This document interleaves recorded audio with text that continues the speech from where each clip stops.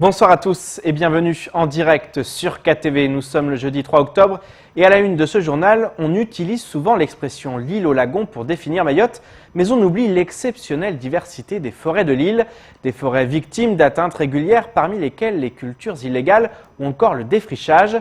Face au péril, cette richesse naturelle forestière est en passe d'être reconnue à sa juste valeur et mieux protégée grâce à un agrément mettant en avant les plus beaux patrimoines nationaux. Une partie des forêts de Mayotte va en effet être classée réserve naturelle nationale. Reportage. C'est au lycée agricole de Coconi que s'est tenue cette première réunion d'information sur la création de la réserve naturelle nationale des forêts de Mayotte. Réparties en 6 zones incluant le mont Chungui ou le mont Benara, ces zones seront soumises à des règles plus strictes qu'aujourd'hui où elles sont simplement considérées comme des forêts publiques. Un projet d'agrément sur lequel les différents partenaires travaillent depuis longtemps, la première étude de préfiguration datant de 2013, un agrément qui permettra de protéger ces forêts primaires et tout ce qu'il y a en aval. Le constat qu'on fait aujourd'hui montre qu'il est vraiment très urgent d'agir quand on connaît tous les services environnementaux qu'apportent les forêts sur le territoire, les services en matière de biodiversité, en matière de fourniture d'eau, on en a parlé tout à l'heure, en matière de fixation des terrains pour éviter le ruissellement et quelque part avec les impacts que ça peut avoir au niveau du lagon. Un impact en cas d'absence de cette forêt préjudiciable pour le lagon. Cet agrément de réserve nationale va permettre de protéger cette faune et cette flore déjà trop soumises sur certains domaines à la folie des grandeurs de l'homme. Les forêts de Mayotte sont essentiellement dans les forêts publiques où on a 5600 hectares. Et en parcourant ces forêts, on s'est rendu compte qu'il y a des endroits qui sont extrêmement protégés, préservés. Des zones qui n'ont jamais été défrichées auparavant, dans lesquelles il n'y a quasiment que des forêts d'espèces indigènes. Et c'est très important, il y a aussi des animaux qui habitent dans ces milieux. Et c'est très important de préserver ces milieux qui sont quasiment des reliques de la forêt telle qu'elle était avant que l'homme n'intervienne dans ces forêts. Et par exemple les coupes ou les rases pour faire de l'agriculture. Une protection de ces zones qui permettra peut-être de sensibiliser la population à protéger ce patrimoine de l'île. Les partenaires de ce projet entament maintenant les dernières étapes, la phase de consultation réglementaire et la mise à l'enquête publique. Dans ce sens, les différents partenaires organisent des réunions d'information pour échanger avec la population. Vous pourrez retrouver les différentes dates de ces rendez-vous sur la page Facebook de la Réserve naturelle nationale des forêts de Mayotte. La PMA pour toutes vient d'être votée à l'Assemblée nationale dans le cadre de la loi bioéthique. Ce dimanche 6 octobre, 21 associations réunies sous le label Marchons Enfants vont manifester contre cette loi jugée dangereuse pour la société française. Après la loi sur le mariage pour tous en 2013, la procréation médicalement assistée est un sujet qui fait débat. Ce matin, nous recevions sur notre plateau un partisan et un opposant à ce projet de loi. Le point dans ce sujet avec au montage Leslie Vumenet. La procréation médicalement assistée est un ensemble de pratiques cliniques et biologiques où la médecine intervient dans la procréation. Actuellement, elle est autorisée pour les couples hétérosexuels qui ne réussissent pas à procréer naturellement. Le projet de loi bioéthique vise à étendre la PMA aux femmes seules et aux couples de femmes. Une aberration pour Luc Bazanella, pour qui la place du père est fondamentale pour un enfant. Moi, ce que je vois en tant qu'avocat, c'est que 9 fois sur 10 dans les dossiers de délinquance, il n'y a pas de père. C'est seulement la maman. Donc pour vous, le père amène une autorité c'est une constatation que je fais. Ouais. Maintenant, il est prouvé que les enfants qui ont été privés de père, le taux de délinquance est plus élevé. Ouais. Et moi, je peux vous dire, à Mayotte, que c'est une constatation, on pourrait faire des statistiques, mais c'est réel. Je dirais que 1 fois sur 10, on a le père qui est là, et moi je le fais systématiquement remarquer au juge pour défendre mon client, parce que moi je suis dans ces cas-là pour les mineurs, de dire, mais attendez, cet enfant, il a été privé de père. Cet argument visant à faire le lien entre absence de père et délinquance ne tient pas dans le cadre de la PMA pour Opale Frénéard.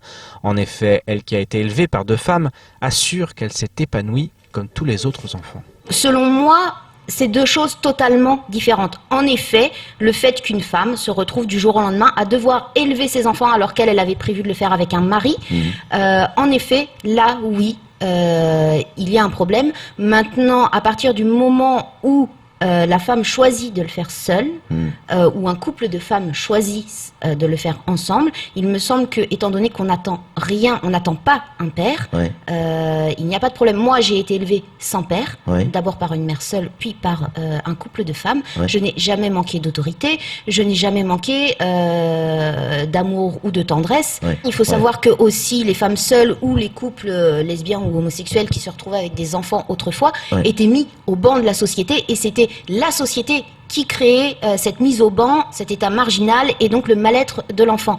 De nos jours, ce n'est plus le cas, et je pense qu'une femme seule ou un couple de femmes est tout à fait capable d'élever un enfant. Pour Luc Bazanella et les membres de la Manif pour tous, un enfant doit nécessairement avoir un papa et une maman pour se construire. Aujourd'hui, la majorité des enfants qui naissent sont des enfants naturels, c'est-à-dire nés hors mariage. Ça n'empêche pas de maintenir des liens entre le père et la mère. Et personnellement, bon, c'est clair que de point de vue sensibilité, on va pas se voiler la face. Si j'étais à Paris le 6 octobre, c'est clair que je défilerais avec la Manif pour tous. Bon, mais moi je trouve que la Manif pour tous ne va pas assez loin. C'est en disant qu'on a besoin d'un père et d'une mère, c'est une évidence. Un avis encore une fois loin d'être partagé par cette pro-PMA. En effet, pour Opal Frénéard, la procréation médicalement assistée est un acte réfléchi, né du désir d'élever et de chérir un enfant, ce qui n'est pas toujours le cas pour les procréations dites naturelles. Est-ce qu'il ne vaut pas être un enfant avec un seul parent et pas de conflit, pas de tribunal, pas de problème avec le juge des enfants, etc., plutôt que de naître dans une famille avec un papa et une maman qui va devenir une famille conflictuelle. Ça aussi, ça peut être un débat. Mais là, on ne parle clairement pas de famille qui, à la base, était prévue pour être avec un père et une mère, et qui ensuite, l'un des deux a été défaillant et s'est rentré dans quelque chose de conflictuel. On parle quand même de personnes qui vont choisir dès le début de faire un enfant seul ou de faire un enfant à deux, mais deux femmes. Donc, et c'est les enfants dont les femmes ont choisi réellement de faire un bébé toutes seules, ou les couples de femmes qui ont décidé de faire un enfant à deux, sont généralement très épanouis. Ce dimanche, la Manif pour tous sera à nouveau dans les rues pour dire non à la PMA. En ce qui concerne le projet de loi bioéthique, son examen va se poursuivre jusqu'au 9 octobre, avant d'être transmis au Sénat le 15 octobre prochain. Et place maintenant à l'invité de la rédaction. Ce soir, nous accueillons Cathy Abdou, chargée de communication de l'Office culturel départemental. Cathy, bonsoir. Bonsoir. Ravi de vous accueillir sur ce plateau. Alors, on va parler du Festival des musiques urbaines. C'est du 2 au 5 octobre. Ça a commencé hier par un vernissage. Parlez-nous un petit peu de cette exposition de peinture et de ce vernissage qui a eu lieu hier soir. Alors, hier soir, il y a eu un vernissage sur la peinture de monsieur Idaroussi Amadi et Amada Marie. Le vernissage s'est déroulé... Deux artistes mahorais. Tout à fait, des jeunes mahorais passionnés de l'art, passionnés de la peinture, qui nous vient du nord de l'île. Donc le vernissage s'est passé à Samani Concept. Donc un vernissage qui s'est très bien passé, qui s'est très bien déroulé, où on a eu beaucoup de public et les artistes ils sont très ravis. Pourquoi avoir mis en avant justement ces deux artistes-là pour leur jeunesse, le fait qu'ils incarnent aussi les artistes jeunes, mahorais, et qui ont un grand avenir aussi devant eux? Tout à fait, parce qu'on voit, c'est dans la peinture, on n'a pas beaucoup de mahorais qui sont dans la peinture. Donc ces deux-là, ils s'expriment souvent en peinture. Donc on a vu que ce qu'ils faisaient était très intéressant. Et on a voulu les mettre en avant tout simplement pour commencer pour cette première édition. Et on espère que les autres viendront pour les prochaines éditions. Alors il y avait aussi un autre événement hier soir, c'était finalement le lancement du festival de musique avec notamment cette soirée rap. Pourquoi le rap? On est forcément dans les musiques urbaines. Qu'est-ce qui a motivé l'Office culturel? Souvent c'est vrai que c'est une musique qui est mal vue, mal perçue. Vous avez aussi eu envie de faire changer le regard sur cette musique? Tout à fait, on oublie un peu les jeunes, on oublie un peu cette musique. Le rap n'est pas forcément vulgaire, je dirais. Une musique violente. Comme Violente, certains voilà, mais c'est à travers ces chants que certains artistes s'expriment au vu de la vie au quotidien. Donc, on a choisi de les mettre en valeur hier et de voir jusqu'où ils peuvent y aller et jusqu'où ils peuvent se dépasser pour cette musique-là. Justement, ça a été une réussite, vous avez accueilli beaucoup de monde. J'imagine que ça vous satisfait parce que c'est une musique, et puis ça s'est bien passé aussi, c'est quelque chose qu'il faut noter, parce que c'est effectivement, on le disait, c'est une musique qui souvent est stigmatisée même, et rentre aussi dans de la politique, en disant que le rap, là vous avez voulu aller à l'encontre de tout ça, et ça s'est bien passé? Tout s'est très bien passé. On ne pensait pas qu'il y aurait eu beaucoup de public, mais on a quand même eu en pleine semaine d'école. On a quand même eu assez de monde, plus de 1000 personnes, donc on a été ravis, les jeunes ont été contents et cette musique, on s'est rendu compte qu'il est heureusement beaucoup écouté par la jeunesse et le public qui était là, ils ont joué le jeu, ils connaissaient les paroles. Donc, on se dit qu'il y a de quoi faire et cette jeunesse-là. C'est un moyen d'expression aussi. Tout à fait. C'est un moyen d'expression, mais ça les aide aussi à s'exprimer et à faire passer leur message. Parfois à écrire aussi, à écrire leurs textes. C'est aussi quelque chose, j'imagine, des artistes là qui viennent avec leurs textes, avec leurs choses à dire.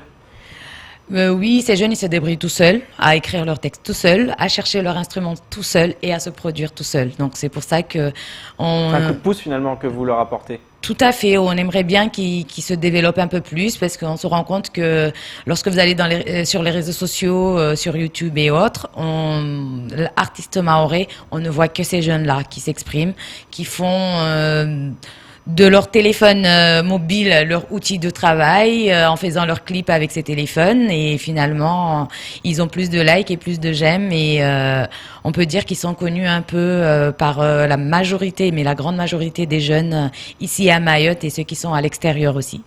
Alors ce soir, place au plateau du rire de 20h à minuit.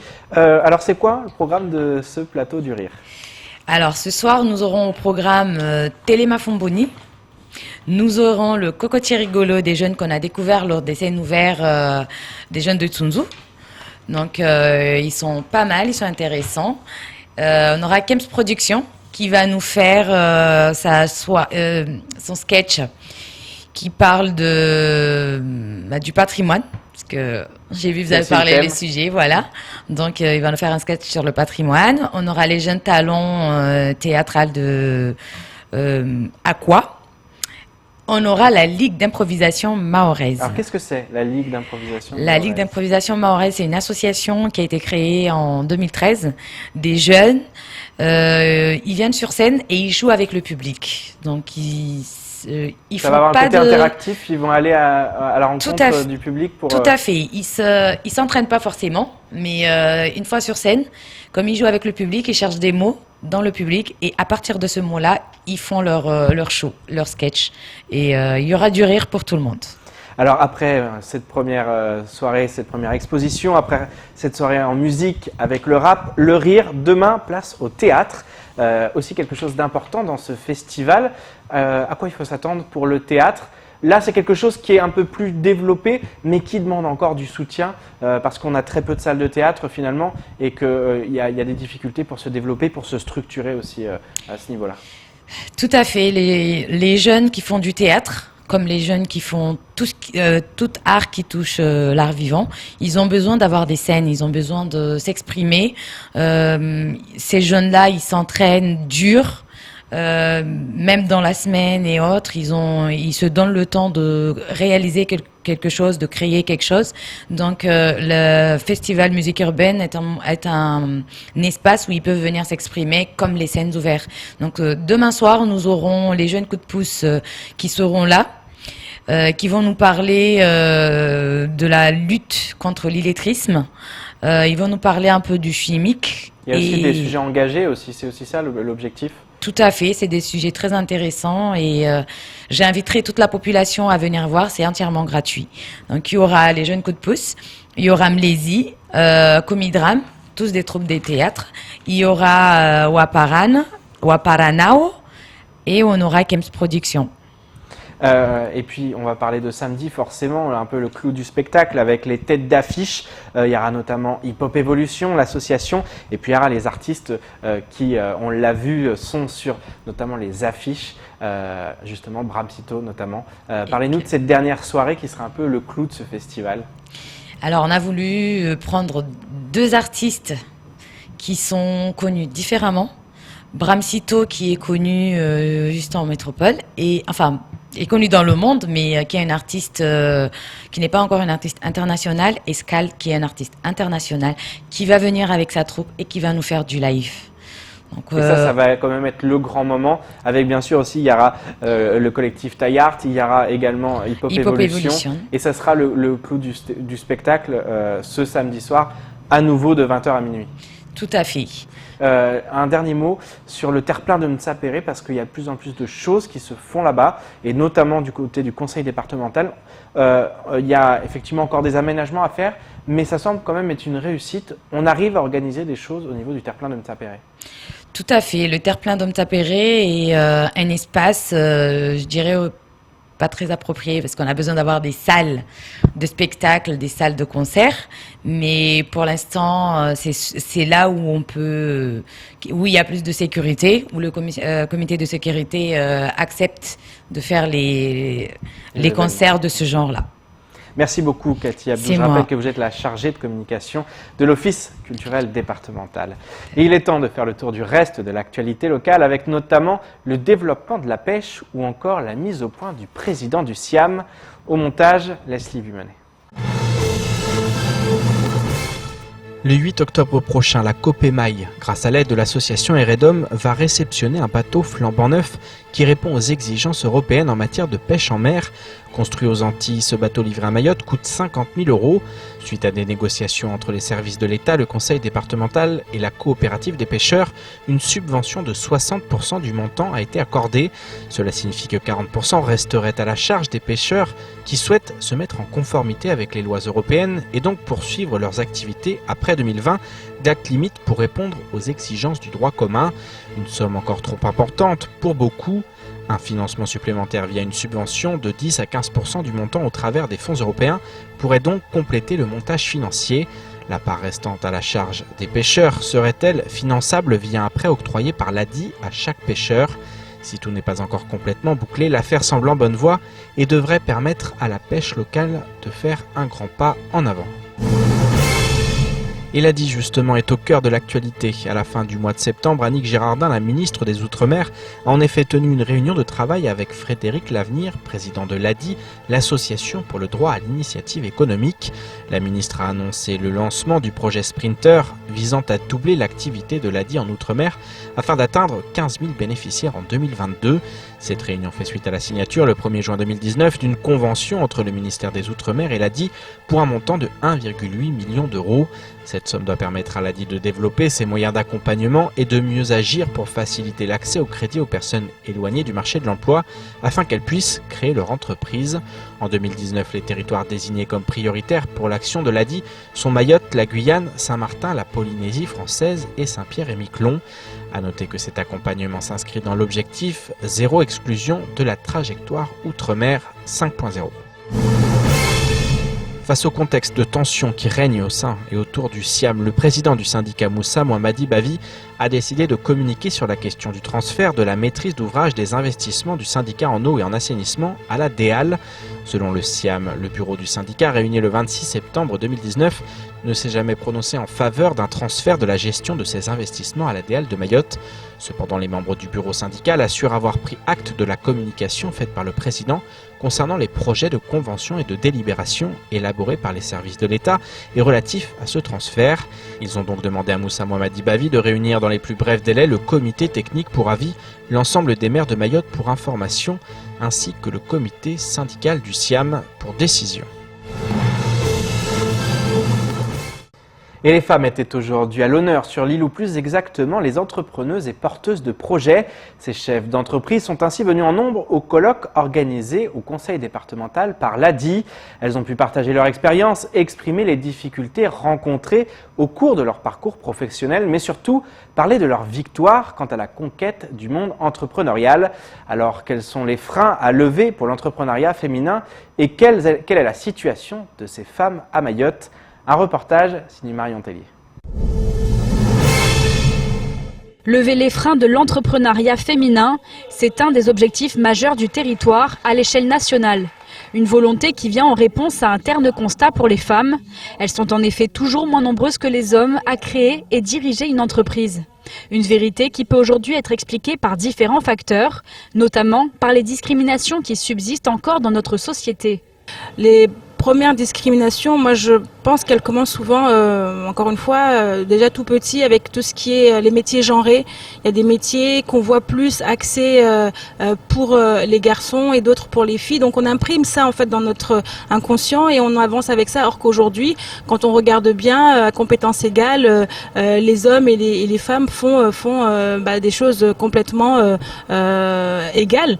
Et l'idée c'est de dire aux femmes en fait ces discriminations-là, il faut pas forcément les accepter en tant que telles et se dire je peux aller au-delà, les discriminations ce sont les autres qui les font mais nous on n'est pas obligé de les accepter non plus. Les faits de discrimination ne s'arrêtent pas là. L'accès au capital, pourtant clé du succès entrepreneurial, leur est également limité. En effet, le taux de rejet de crédit bancaire est 2 fois plus important pour les femmes qu'il ne l'est pour les hommes. S'ajoute à cela un manque de confiance en soi partagé par certaines d'entre elles. Ce matin, l'une des ambitions du colloque était alors d'inciter ces femmes à prendre part à l'aventure entrepreneuriale. Pour cela, l'ADI aura eu recours à un programme intense avec notamment la présentation de femmes mahorais d'influence. Ce qui est extrêmement important, c'est que nous puissions donner des visages à l'audace, des visages à l'innovation, des visages à l'entrepreneuriat au féminin, afin que toutes les femmes puissent se dire « pourquoi pas moi ?» Et là, elles ont la réponse. Elles peuvent se dire, en voyant des femmes, qu'elles peuvent elles aussi agir. En 2018, les femmes représentaient seulement 28% des chefs d'entreprise accompagnés par l'ADI, une tendance alarmante à laquelle Mayotte déroge toutefois largement. Ici, les entrepreneuses sont au contraire de plus en plus nombreuses. Elles représentaient en 2018 67% des créateurs d'entreprises accompagnés par l'ADI. Une véritable force pour l'île qu'il est important de développer et même d'exporter. C'est ainsi que s'achève ce journal. Merci de nous rester fidèles sur KTV. Pour ma part, je vous donne rendez-vous demain dès 19h pour décortiquer comme chaque soir l'actualité locale. Excellente soirée sur Quizy.